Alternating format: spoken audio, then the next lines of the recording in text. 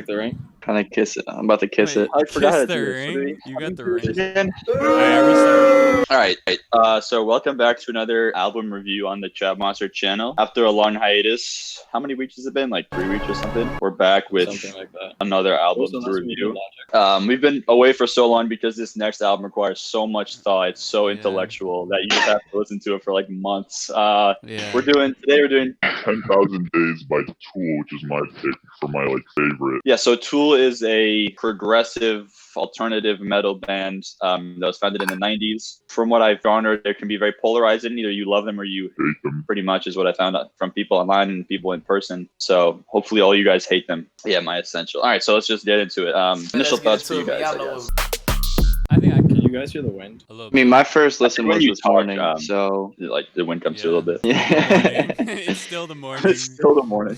So It's- you- Yeah, it was. do it right No, I thought this album, going into it, I was a little nervous that I really wouldn't like it because I just haven't been too big into the metal scene, and I was pleasantly surprised. There's a lot of really cool guitar passages throughout the entire thing. Vocal performance throughout the entire album was, Really fitting for the sound. and I overall I enjoyed this album for sure. Yeah, Scott used to mosh all the time, and it became an issue. So he had to leave the metal scene. He had to leave it behind. The wick. Yeah, I had a similar feeling to Scott that I felt because I hadn't listened to a lot of metal. I definitely liked a lot of the parts where they brought in like ambient droning, and I really liked a lot of the percussion too.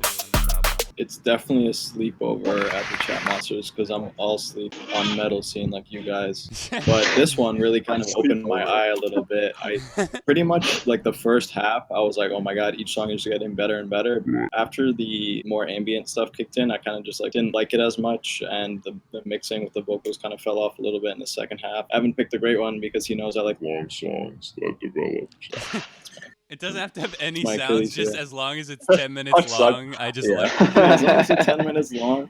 What did you guys think about short songs versus the long songs? So like the short songs being Vicarious, JMB, the Pod. and then the long songs being like 10,000 days, 10,000 days stoned or Rosetta Stoned or like 10-minute ones. The longer song, that was an issue I had with a lot of this album. The longer songs like Part 2 and Rosetta Stone. Part 2, a lot of the time, like I like the rain in the beginning and I like the way that it built up. I like the repetitive sort of riff. A lot of the time, maybe it's because I'm not that used to this sort of prog metal sound, but I felt like it would sort of progress and it was interesting. But then there would be an awkward transition where things would drop out. I didn't like a lot of the drum breaks. I felt like, I don't know, I felt like it lost speed at certain points in Part 2. Like my favorite part of the whole album is like the soft sections at the end with like the thundering Bass drum. and I really liked his delivery at that part. Maybe it was at like the 8-minute mark in Part 2. When they got to the ideas and they had strong riffs, I just felt like they didn't always progress as well. So I like the shorter songs better. The problem that I have with some of the songs in the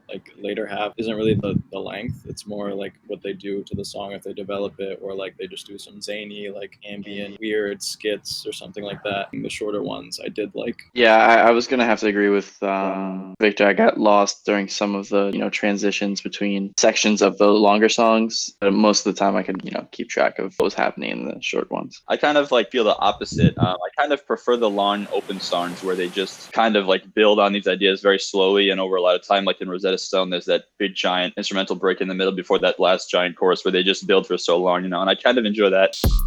So some of the songs have, which you guys have mentioned, like very different aesthetics. Some of them are a lot harsher or grittier maybe, and some of them are a lot more ambient and open, like you guys were saying. Like I said, I'm sleep on metal, but I guess I like the more like traditional metal with heavy riffs and heavy drums backing up and progressing into this big amalgamation of like everyone in the band playing, as opposed to Intention, where I don't know, it didn't really sit too well with me. I kind of prefer the more traditional style. Songs like The Pot, I didn't really like.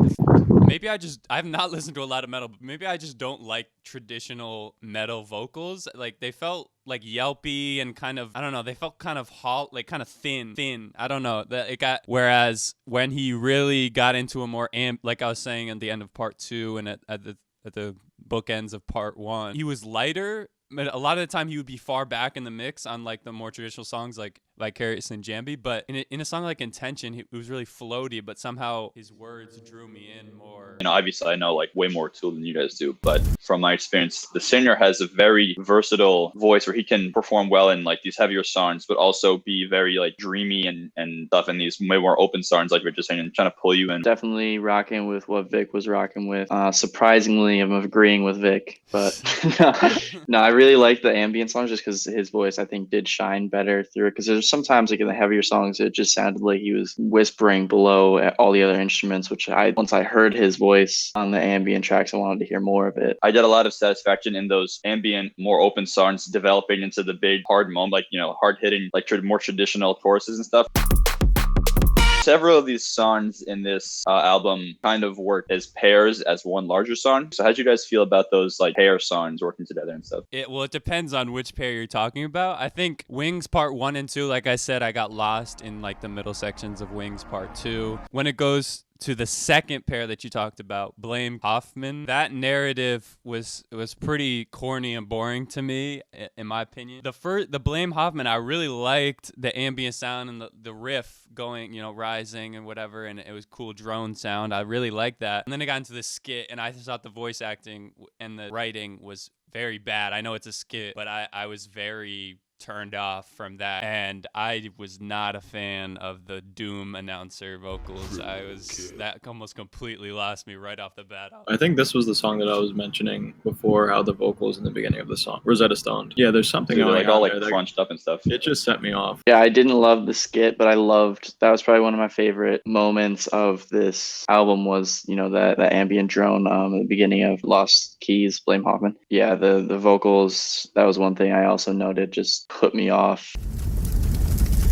Yeah, Intention into writing too. I think that one I was like starting to lose focus on most of my listens, so I might not have even picked up on it being a tandem. And so for me, my favorite like working together songs were Part 1 and 2. That was the more drony parts and the more like experimental stuff that I couldn't really get behind. I'd like the more traditional like banger type. But then right in 2, I did like the beginning. I didn't really like the lyrics because I felt that it was a little bit corny. I felt something explored before. It's like, why did God give these monkeys free will? Like, what are they doing? It felt like kind of corny and something I've heard before. Really tight groove. That was probably the best groove, I think, right in 2 was for me. Also, Vic, I think that's the new shirt you got, right, with the puppy dog? Wavy. Yeah, I think it's kind of harder to tell that Intention and Right Into are a pair. I didn't hear that until recently because they don't go together as clearly as the other sets of songs.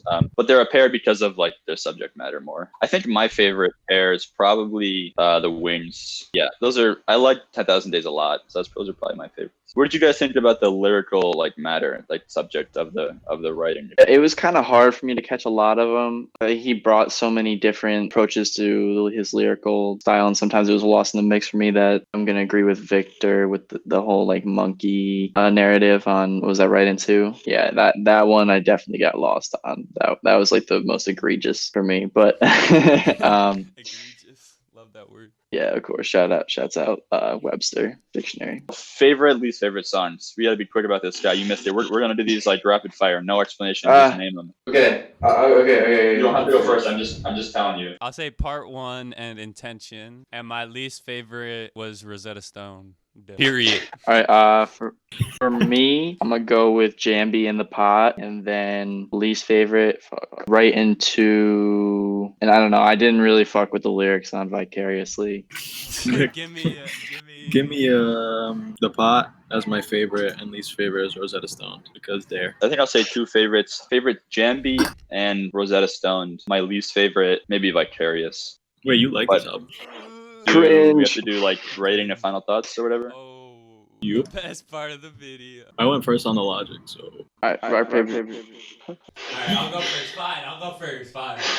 Overall, I think it's an interesting album to listen to prog metal. I don't think I've ever listened to a prog metal album. There were songs I enjoyed. It felt like some of the songs ran too long. I didn't like some of the transitions, like I already said. A lot of the writing I felt wasn't super succinct. But overall, I wasn't too excited about this album. I enjoyed it. So I would say it's around like a 6.6, I'll say. For me, again, had some caution going into this album that I was, I had to really make sure that I listened to it with an open open mind. Pleasantly surprising. I liked a lot of the different angles that they took throughout this album. You know, I'm a fan. I'm glad I listened to it for sure. I might not go back and listen to it all the time just because it's not like my cup of tea. And I'm going to give it a 7.2. 10,000 Days, Tool. It's like my self-esteem. You're just rating my self-esteem right here, like my worth as a person. So Victor gave me a 6 points. Actually, yeah, that's a good idea. Let me get a bet real quick.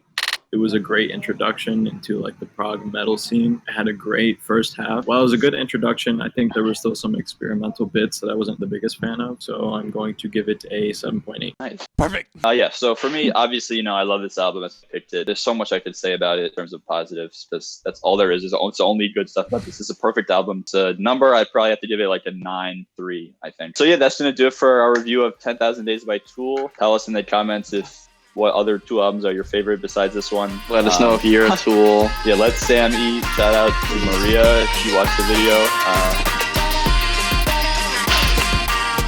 Cut.